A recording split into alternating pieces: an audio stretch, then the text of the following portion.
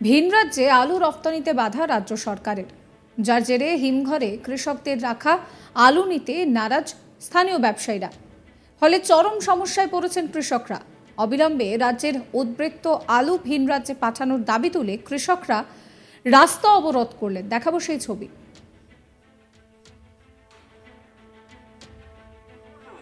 এই যন্ত্রণা শুধু আমাদের নয়, এই যন্ত্রণা আপনাদের সকলে। আপনারা কিছু সময়ের জন্য ধৈর্য ধরে দাঁড়িয়ে যান, কারণ সারা ভারতে কৃষকদের আত্মহত্যার পথ বেছে নিতে হচ্ছে। আলুকে বাড়ানোর দাবিতে আমাদের লড়াই চলছে, চলবে, কৃষকের ফসলের ন্যায্য মূল্যের দাবিতে আমাদের লড়াই চলছে, চলবে। আমরা আবেদন করব, এই যন্ত্রণা শুধু আমাদের নয়, এই যন্ত্রণা আপনাদের সকলে। আপনারা কিছু সময়ের জন্য ধৈর্য ধরে দাঁড়িয়ে যান, কারণ সারা ভারত কৃষক সভার পক্ষ থেকে ঘোষণা করেছিলেন তিনি কৃষি আইন। এই ঘটনাটি ঘটেছে চন্দ্রকোনার মহালক্ষ্মী মোড়ে। সেখানে রাজ্য সড়ক অবরোধ করে চলে এই বিক্ষোভ, যার নেতৃত্বে সিপিএমের কৃষক সংগঠনের পশ্চিম মেদিনীপুর জেলার চন্দ্রকোনার মহালক্ষ্মী মোড়ে সেখানে চন্দ্রকোনা পলাশবাড়ি রাজ্য সড়কে আলু ছড়িয়ে এইভাবে অবরোধ করা হয়। কৃষকদের সঙ্গে নিয়ে অবরোধে সামিল হন সিপিএমের কৃষক সংগঠন সারা ভারত কৃষক সভা। উপস্থিত ছিলেন চন্দ্রকোনা ২ নম্বর ব্লকের কৃষক সভার সম্পাদক ও জেলা কমিটির সদস্য সুজিত মণ্ডল সহ সিপিএমের অন্যান্য নেতৃত্বরা। সিপিএমের কৃষক সংগঠন সারা ভারত কৃষক সভার দাবি, পশ্চিমবঙ্গ সরকার ভিন রাজ্যে আলু রপ্তানিতে বাধা দেওয়ায় বর্ডারে আটকে রয়েছে আলুর গাড়ি। ফলে হিমঘরে থাকা কৃষকদের আলুও ভিন রাজ্যে যেতে পারছে না। এর জেরে সমস্যায় পড়তে হচ্ছে কৃষকদের। রাজ্যের উদ্বৃত্ত ভিন যে আলু সেটা ভিন রাজ্যে পাঠানো যাচ্ছে না। রাজ্য সরকার গাজোয়ারি করে ভিন রাজ্যে আলু রপ্তানিতে বাধা দিচ্ছে। আলুর গাড়ি আটকে দেওয়া হয়েছে, আর এর জেরেই সমস্যায় পড়েছেন কৃষকরা।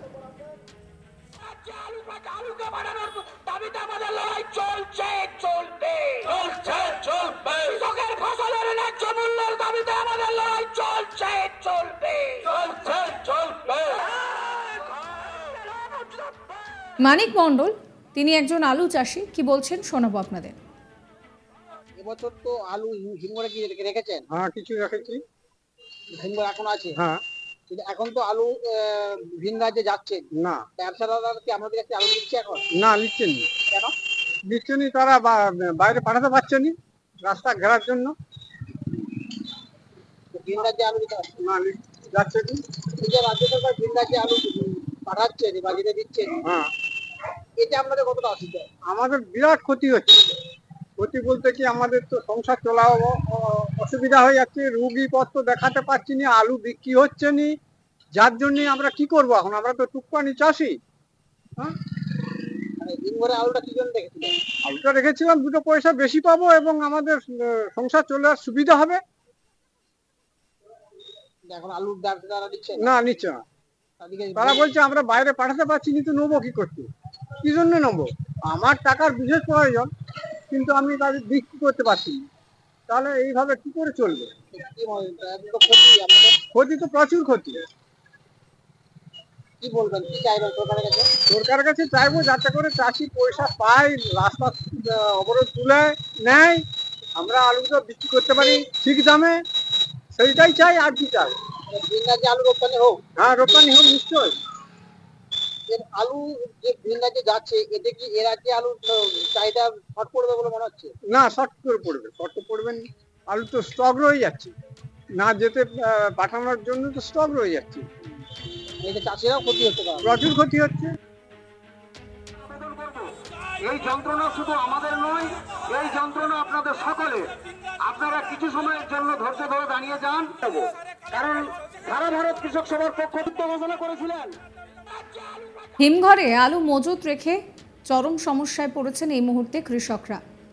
ভিন রাজ্যে আলুর গাড়ি যেতে না পারায় ব্যবসায়ীরা হিমঘরে রাখা কৃষকদের আলু নিতে নারাজ। সেই সুযোগকে কাজে লাগিয়ে কৃষকদের নিয়ে রাস্তায় নেমে রাজ্য সরকারের বিরুদ্ধে আন্দোলনে নামল বামেদের কৃষক সংগঠন সারা ভারত কৃষক সভা। পশ্চিম মেদিনীপুর চন্দ্রকোনায় সেখানে কিন্তু এই ঘটনা ঘটেছে এবং এই ঘটনায় কিন্তু রীতিমতন চাঞ্চল্য ছড়িয়েছে। কৃষক সভার নেতা সুজিত কুমার মণ্ডল কি বলছেন শোনাবো।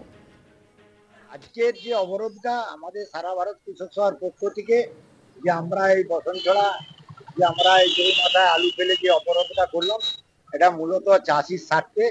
যে রাজ্য সরকার এখন যেটা ব্যবস্থা নিয়েছে, যে ভিন রাজ্যে আলু পাঠাতে গেলে তার একটা মানে তার যে একটা মানে নোংরা ব্যবস্থা নিয়েছে, তার বিপক্ষে বা আমরা কৃষকের স্বার্থে, যাতে পশ্চিমবাংলার মানুষের যে আলুটা প্রয়োজন, সেই আলুটা তার একটা ন্যায্য দামে দেওয়ার পর যে চাষির উদ্বৃত্ত আলুটা কৃষককে বাঁচার করে ভিন রাজ্যে রপ্তানিটাকে সুষ্ঠুভাবে হয়, কোনো দু নম্বরই না হয়, যার করে আমাদের আজকের এই আলু ফেলে কর্মসূচিটা সারা ভারত কৃষক সভার পক্ষ থেকে গ্রহণ করা হয়। এটা কি প্রতীকী অবরোধ ছিল?